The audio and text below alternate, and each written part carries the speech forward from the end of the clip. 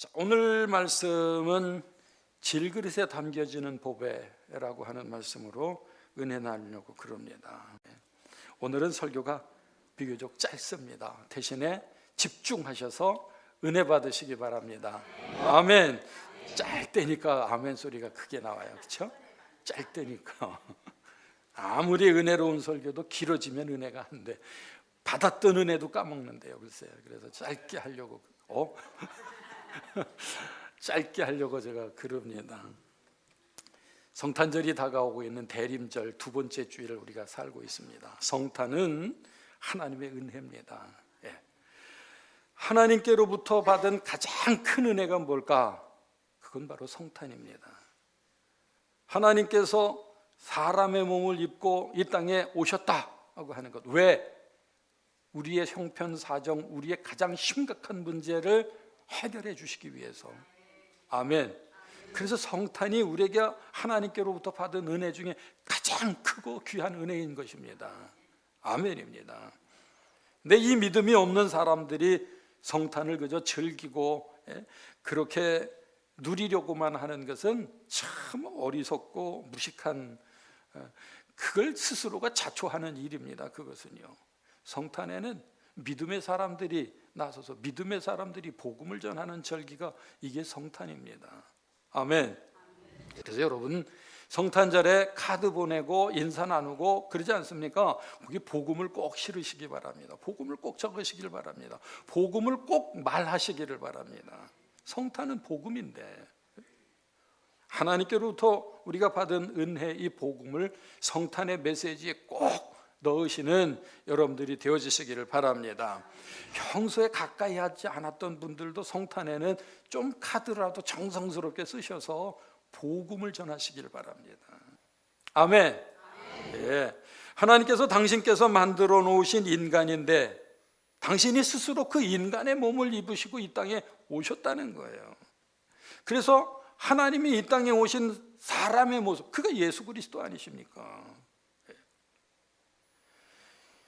하나님께서 그만큼 우리를 사랑하시기 때문에, 인간을, 사람을 포기하실 수 없으시기 때문에, 그래서 이들의 문제를, 가장 심각한 죄의 문제를 해결해 주시기 위해서 직접 이 땅에 오셨다는 것입니다. 죄로 말미암아 버려질 수밖에 없는, 심판을 도저히 피할 수 없는 이 사람들의 영혼을 다시 살려주시고, 그래서 처음 창조하셨을 때의 그 형상, 그 모습 그대로, 그래서 그 생기와 호흡을 회복시켜 주시고, 그래서 우리를 참 사람 되게 하시려고 하나님께서 이 땅에 오신 것입니다. 이게 성탄의 목적이고 하나님의 놀라운 깊은 은혜인 것입니다. 아멘.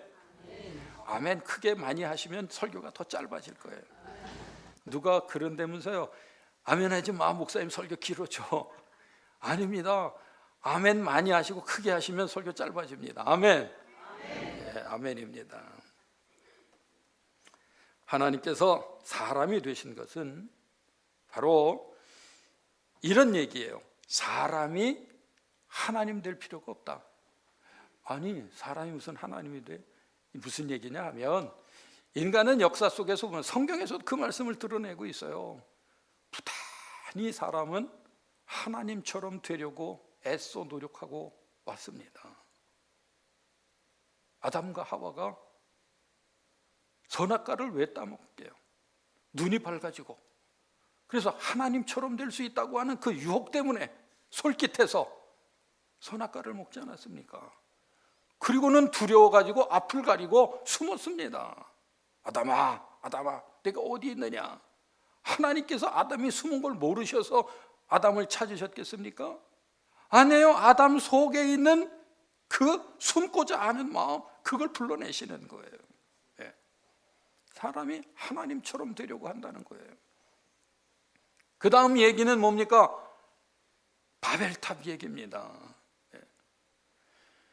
사람들이 하나님처럼 높아지고 싶어갖고 대를 쌓아서 성을 짓고 하늘로 올라가, 꼭대기까지 더 올라가고 싶어서, 그래서 바벨탑을 쌓다가 그만 거기에 심판을 받지 않습니까? 바벨탑이 무너졌습니다. 하나님처럼 돼보고 싶은 것이 인간의 욕심입니다. 그런데 그것처럼 부질없고 어리석은 헛수고가 없습니다. 예.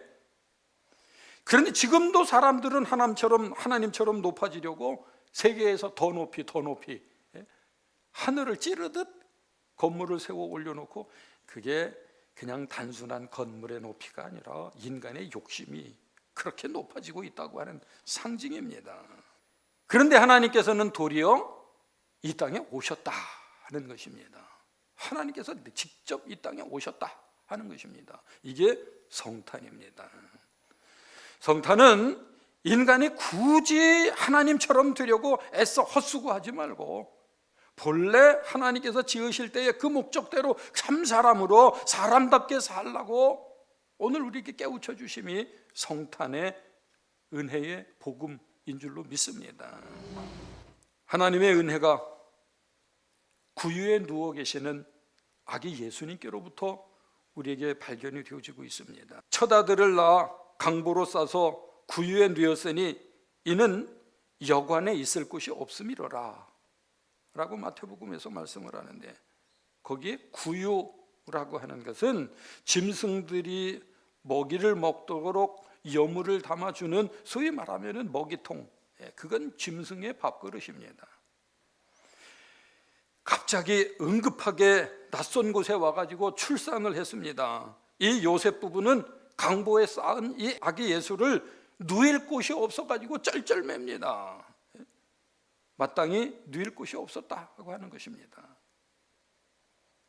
그때 요셉의 눈에 들어온 게 바로 그곳이 마구간이었기 때문에, 눈에 딱 들어온 것이 적당한 사이즈에 부드러운 짚이 가득 채워져 있는 그 구유를 보게 된 겁니다. 그리고 그 구유에 강보에 쌌으니까 그 구유에 있는 짚을, 그 먹이를 다 드러내고 깨끗하게 비워내고, 그리고 예수를, 강보로 쌓은 아기 예수를 그 구유 안에 뉘었다고 하는 것이지요. 이사야서 1장 3절 말씀에 보면, 소는 그 임자를 알고 나귀는 그 주인의 구유를 알건만은 이스라엘은 알지 못하고 나의 백성은 깨닫지 못하는도다 하는 말씀을 이사야 선지자가 말씀했는데, 그 이사야 선지자의 예언의 말씀이 어쩌면 그렇게 딱 맞아서 이루어졌습니다. 아마도 짐승들은 갑자기 자기들의 먹이가 담겨 있었던 그 그릇을 빼앗기지 않았습니까?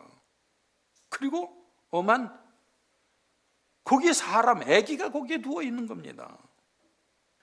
말이 자기들이 즐겨 먹어야 할, 자기들이 사용하고 있는 말의 가구 중에 1호가 바로 아마 여물, 그 먹이통 구유였을 겁니다. 그들에게 이불이 필요했겠습니까? 냉장고가 필요했겠습니까? 뭐가 필요했겠습니까? 그들에게 있어서 재산 목록에는 없겠지만은 그들이 가장 소중하게 여기는 말들이, 그건 먹이통입니다. 자나깨나 그저 그냥 먹이통만 들여다보고 거기다 머리를 박고 그거 갑오 1호로 삼고서 있었던 말들의 재산 목록 1호가 먹이통입니다. 근데 그것이 빼앗긴 겁니다. 사람에게 뺏긴 겁니다. 거기 엉뚱한 먹이가 아니라 이게 사람 아기가 들어놓여 있습니다. 여러분이 말이라고 생각해 보세요. 놀랍지 않습니까? 당황스럽지 않습니까?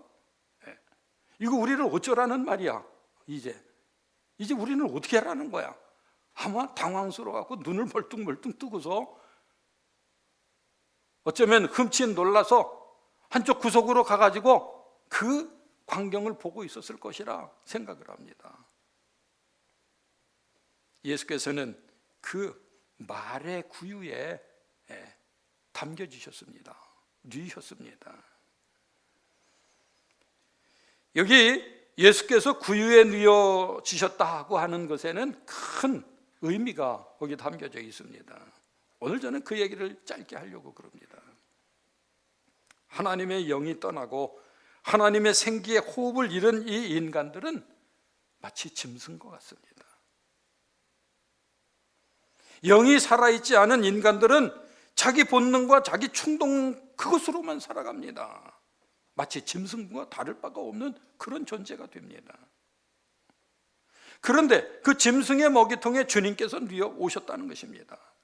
짐승 같은 그 인간의 먹이가 되시려고 오셨다고 하는 것을 증명해 주는 말씀입니다.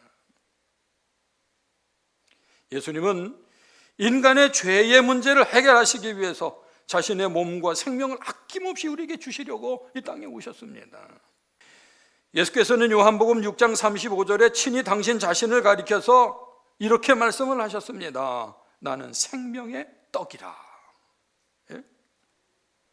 51절 말씀에서도 만찬을 베푸시면서 제자들에게 떡을 떼어주시면서 세상의 생명을 위한 나의 살이라 말씀을 하셨습니다. 그러니까 예수께서 육신을 입고 이 땅에 오셔서 짐승의 먹이통, 그 밥그릇, 그 구유에 누이신 것은 기꺼이 짐승과 같은 이 죄악된 이 인간의 생명들을 구원하시기 위해서 직접 당신이 먹이로 오셨다고 하는 것을 나타내는 것입니다. 이렇게 우리는 예수님의 그 살과 피를 먹고 마심으로 인해서 죄사함을 받게 되고 뿐만 아니라 하나님께서 우리를 살려주심으로 온전한 참 사람으로 우리가 회복된다고 하는 사실입니다. 이것이 복음 속에 담겨져 있는 진리입니다. 우리는 마구간 구유에 누워 계시는 예수 그리스도를 보면서 본래 그 주인이었던 짐승들처럼 사람들은 재물과 또 쾌락과 또 그의 어떤 욕심을 그 먹이통에 가득 채운 채로 그렇게 살아온 것이 우리 인간들입니다. 그런데 예수께서 거기에 누이시는 순간 그 먹이통은 다 비워졌습니다. 아마도 생각컨대 그 마구간은 상당히 지저분했을 것이라 생각합니다. 여러분 고향 동네나 혹은 시골의 외양간, 우리는 소가 주 가축입니다마는 외양간을 생각해 보시기 바랍니다. 그곳에 가서 하루라도 자라고 하면은 있어 보라고 하면 아마 난리를 치고 호들갑스럽게 뛰어달아날 겁니다. 그곳은 깨끗하지 않습니다. 그곳은 냄새가 납니다. 네.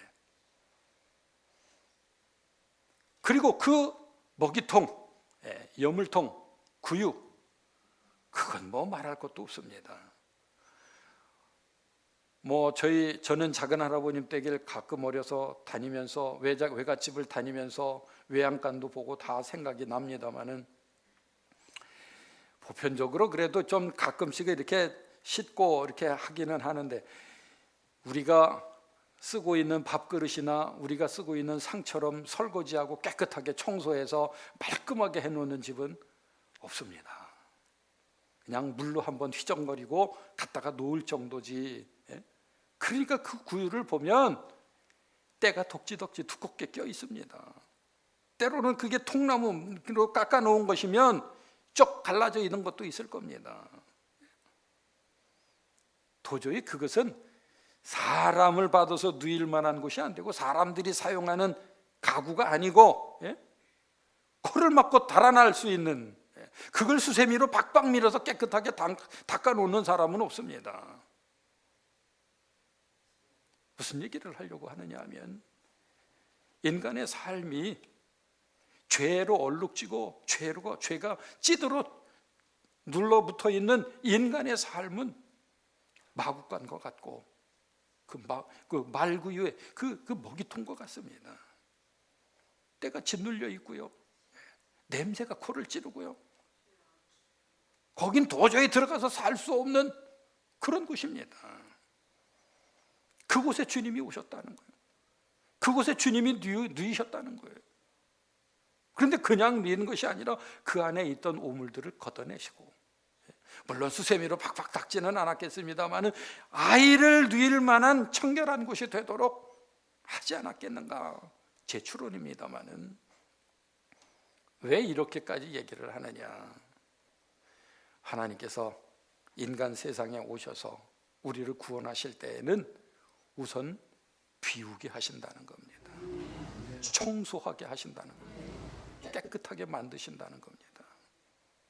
그래서 이 성탄에 우리는 우리 자신들을 우선 비워내는 일을 해야 됩니다. 온갖 욕심과 탐심과 이런 것들로 가득 채워 있었던 우리 시간의 스케줄 속에 이 구유를 비워내야 됩니다. 우리의 생각 속에, 우리의 생활 저변에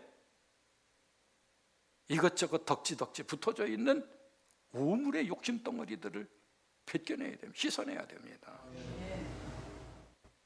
그러면 우리 하나님께서는 그 안에 정말 귀한 것을 담아주십니다.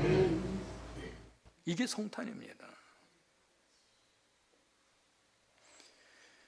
우리는 비워내는 것이고, 비우는 것은 우리의 일이고, 우리가 비워놓은 그 심령 속에 충만하게 채우시는 것은 하나님의 역사입니다. 아멘. 이 대림절에 하나님께서는 우리가 빈 그릇 되기를 원하신다 하는 것을 여러분들이 깨달으시고 기도하실 때마다 주님, 내 안에 모시고자 저를 비워냅니다. 비워내는 게 뭡니까? 비워내는 작업이 뭡니까? 회개 아니겠습니까? 한 해 동안에도 또 이런 것들이 막 내 안에 나도 모르는 사이에 군더더기처럼 이렇게 들어와 있습니다. 주님, 이것도 비워냅니다. 이것도 씻어냅니다. 그저 박박 문질러서, 이거 잘 안 닦이는데 박박 문질러서라도 주님, 제가 비워냅니다. 이 대림절 4주간 우리가 그런 믿음으로 빈 그릇을 만들어내는 오늘 우리들이 되어져야 할 줄로 믿습니다. 제대로 잘 비워놓으면 하나님께서 천국의 복음을 충만하게 채워주신다고 하는 사실 믿으시기를 바랍니다.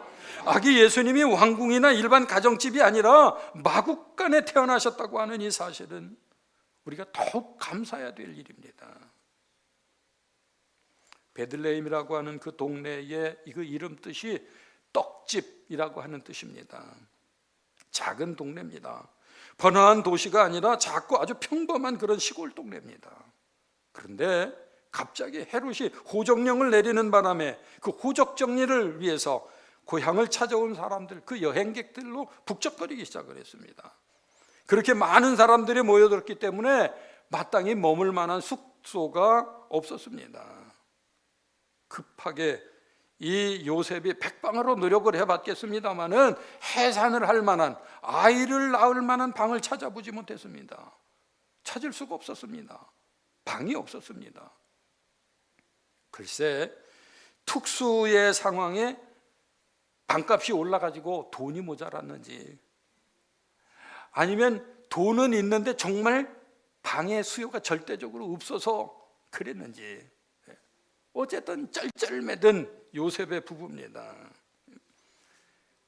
그런데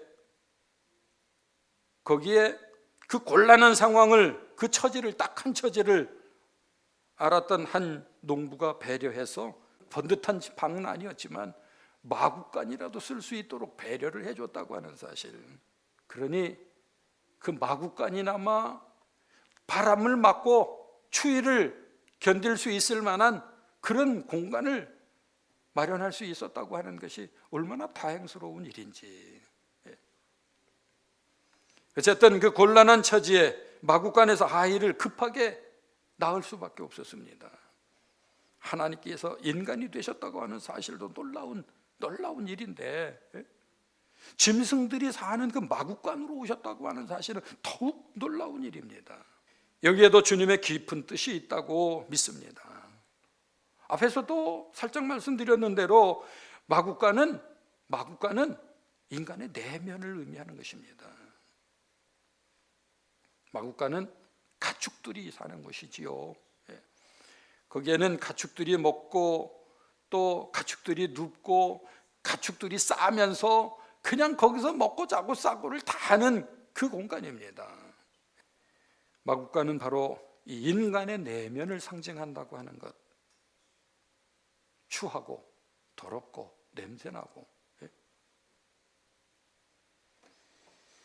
순수하지 못하고 깨끗하지 못하고 오물투성이인 이 인간의 내면의 속을 깨닫게 하셔서 그것을 비워내라고 하시는 말씀, 오늘 우리가 깨달아야 할 말씀입니다. 이 인간의 내면이 회개되지 않고 치료되지 않고 치유되지 않은 채로 상처와 분노와 억울함과 두려움과 이런 것으로 가득 채워져 있다고 하면 그 안에 예수님을 담을 수가 없습니다. 그 안에 은혜의 축복을 담을 수가 없습니다. 그렇게 우리의 내면의 수많은 상처와 아픔들을 해결하여 회개하고 거룩한 은총의 걸레로 닦아내고 그것이 깨끗하게 되어지고, 그때에 하나님께서 우리 안에 큰 은혜를, 새로운 은혜를, 복된 은혜를 채워주시는 줄 믿습니다. 이건 그냥 단순히 제가 추론하는 해석일 뿐만 아니라 에레미야서의 말씀에 보면 17장 9절에 만물보다 거짓되고 심히 부패한 것은 바로 인간의 마음이라고 하는 것을 선지자를 통해서 우리에게 깨닫게 해주셨습니다. 마구간은 냄새나고 부패한 인간의 그 마음을 상징하는 것이다 하는 것을 우리가 깨닫고, 아파하고 괴로워하는 우리의 내면을 치료받을 수 있도록 더 깊이 기도하고 엎드리는 이 대림절이 되어지시기를 바랍니다. 예수님은 이렇게 상처투성이인 냄새나고 부패한 우리의 마음 중심에 오셨습니다. 아기 예수께서는 어쩌면 우리가 깨끗하고 멋진 빈 방을 마련했다고 할지라도 그래도 그곳으로 오시지 않습니다. 오히려 더럽고 추한 곳으로 닦아내시고 오시는 주님이시라고 하는 사실, 우리는 깨끗한 방이 없어서 안 됩니다. 우리는 짐승을 기르는 마구간밖에 없습니다. 그러고 그것마저도 허락지 않았다고 하면 예수님은 그곳에서도 태어나시지 못하셨을 텐데, 그런데 그나마 누추하고 더럽고 냄새나고 그런 곳일망정 내어놓았기 때문에 내 삶의 형편 상황들을 핑계하지 말고 주님을 모셔드리는 그 믿음이 여러분의 믿음 되어지시길 바랍니다. 오늘 말씀의 사도 바울은 이것을 질그릇 안에 담겨지는 보배라고 그렇게 해설을 하며 표현을 했습니다. 4장 7절 말씀을 보면 우리가 이 보배를 질그릇에 가졌으니 이는 심히 큰 능력은 하나님께 있으며 우리에게 있지 아니함을 알게 하려 하심이라 말씀을 합니다. 질그릇은 금이나 은으로 만드는 그런 그릇이 아닙니다. 그런 그릇에 비한다고 하면 이거는 정말 쓸모없는, 가치 없는, 그게 질그릇입니다. 질그릇은 바로 우리를 상징하는 것입니다. 값싸고 그냥 아무렇게 허드렛 일에 막 쓸 수 있는 그런 그릇이 질그릇 아니겠습니까? 그런데 그 질그릇에 보배가 담겨지면 질그릇은 질그릇이 아니라 보배가 되는 것입니다. 아멘. 그릇에 무엇을 담느냐에 따라서 그릇의 가치가 달라지지 않습니까? 아무리 귀한 그릇, 금을 칠해 놓은 그릇이라도 거기에 똥을 집어넣으면 그건 요강이 됩니다. 그러나 질그릇에일지라도 거기에 보배를 담아 놓으면 이거는 보합이 됩니다. 아멘. 오늘 우리의 삶에 보잘것없는 창피한 우리의 삶에 어리석고 부질한 이 우리의 중심에, 우리의 삶 속에 주님이 오셔서 주님이 담겨지시면 우리는 값진 존재가, 귀한 존재가 됩니다. 경제적인 가치에 무슨 수치로 값이 있어서가 아니라 정말 소중한 존재가 된다고 하는 것입니다. 올해의 성탄에는 그런 은혜가 깨달아지고 그런 은혜를 누리시기를 주의 이름으로 축원합니다. 주님께서 그 마구간에 말구유에 누이셨는데 놀라운 일이 동방에서부터 온 박사들이 황금과 유향과 몰약을 드립니다. 아마 예수께서 누워 계시는 그 구유로 비교해 본다고 하면 우리는 자꾸 이 값의 가치로다가 생각을 하는 습관이 있는데 어쨌든 그것을 비교해 본다고 하면 황금과 유향과 몰약 받은 선물만으로도 아니 말구유의 값 정도가 아니라 반값 정도가 아니라 이건 뭐 말로 형언할 수 없는 엄청난, 그게 뭡니까? 귀하신 분이라는 거지요. 그만큼 귀하신 분이라는 거지요. 말구유보다도 수십 배 수백 배, 마국간보다도 수십 배 수백 배 귀한 분, 그분이 거기에 오셨다는 거예요. 우리의 존재의 가치는 아무것도 안 됩니다. 주님 앞에 엎드려 기도하면서 우리는 그래서 회개하고 눈물을 흘립니다. 저는 아무것도 아니로되 주님께서 나를 원하시고 주님께서 나를 택하시고 주님께서 나를 내 것이라고 삼아주시고, 그러니 우리는 세상에서 가장 값진 존재가 되었습니다. 소중한 존재가 되었습니다. 그 은혜를 생각하면 어찌 감사하지 않습니까?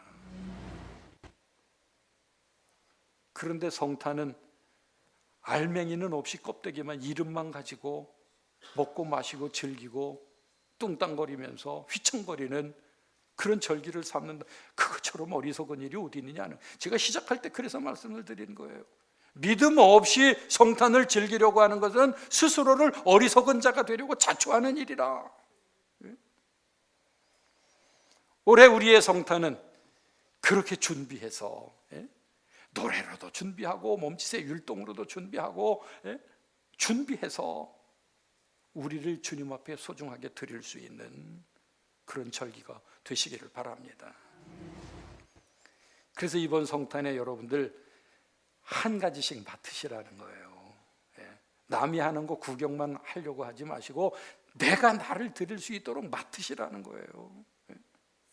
노래도 좀 할 수 있고, 이게 그냥 쇼를 하자는 게 아니라니까요. 주님 앞에 드리며 더 귀한 은혜를 채우고 받고 누릴 수 있는 그런 성탄이 되어지시기를 바랍니다. 목사들이 와가지고 그 마국간의 구유에 누인 아기 예수님을 보고 경배를 합니다.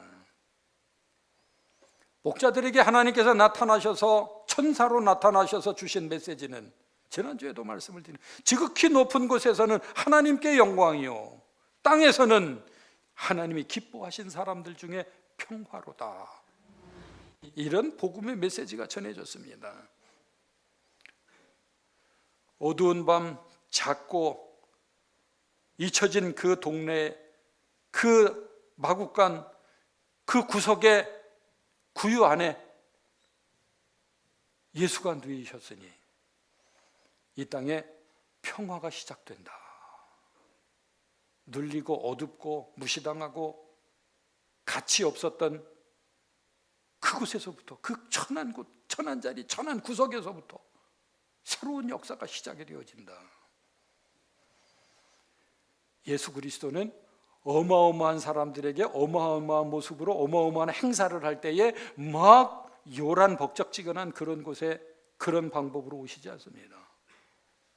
오늘 내가 엎드려 기도하며 어느 한 구석에서, 어느 가장 낮은 자리에서 그렇게 회개하고 통곡하는 그 심령 속에 주님께서는 오시고 우리를 소중하고 값진 그 믿음으로 채우셔서 우리의 앞날이 평강으로 시작되어져서, 평화로 시작이 되어져서 이 평화의 기운이, 이 생기가 세상으로 펼쳐져 나갈 수 있도록 그렇게 주님께서는 여러분의 심령 속에 오시는 줄로 믿습니다. 하나님께서는 절대 우리를 포기하시지 않습니다. 심판받아야 할 세상을 심판하지 않으시고 그걸 유예하시고, 그리고 당신이 직접 오셔서 그 문제를 해결하신다고 하는 사실입니다. 우리는 무엇을 핑계댈 이유가 없습니다. 우리는 무엇 뒤에 스스로를 감출 이유가 없습니다. 주님은 그래도 우리를 찾아내시고 우리를 불러내시고 우리를 만나주시기 때문에,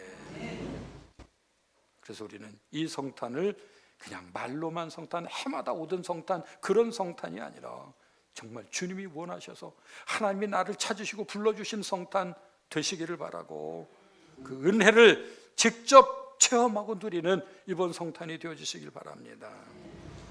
비록 낮고 천하고 부패하고 냄새나고 지저분한 그곳이었지만 포기하지 않으시고 하나님이 그곳을 택하셔서 오히려 그 낮은 곳으로, 그 더러운 곳으로 택하시고 이를 역사를 이루신 것처럼 하나님은 포기하지 않으시는 하나님이시라고 하는 이 믿음을 가지셔서 이 믿음을 또한 세상에 전하는 복음 전도의 성탄이 되어지시기를 바랍니다.